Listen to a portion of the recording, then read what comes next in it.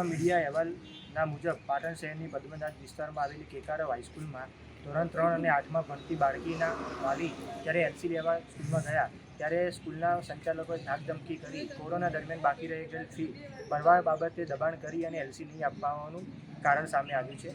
ત્યારે પાટણ જિલ્લાની તમામ પ્રાઇવેટ સ્કૂલોની મનમાની વધી ગઈ છે। કોરોના દરમિયાન આ લોકોએ વાલીઓને ફીઓ બાબતે ખૂબ જ હેરાન કરેલ છે।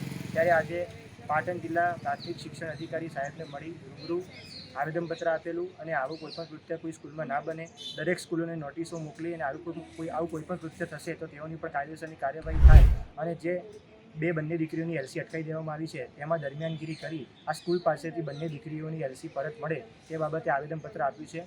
સાહેબશ્રી પાસેથી ખૂબ જ સકારાત્મક જવાબ મળેલો છે। નમસ્કાર, આપ જોઈ રહ્યા છો CLCC ગુજરાત। પાટણ ખાતે પ્રાઇવેટ સ્કૂલોમાં પોતાની મનમાની ભર્યું વલણ ચાલી રહ્યું છે। પ્રાઇવેટ સ્કૂલોમાં કોરોના કાળમાં ફી ન ભરી શકવાથી સ્કૂલોમાંથી જ્યારે નાના બાળકોનું એલસી લેવા જાય છે ત્યારે સ્કૂલવાળા વાલીઓ સાથે મનમાની ભર્યું આચરણ તથા વલણ અપનાવીને ધાકધમકીઓ પણ આપે છે।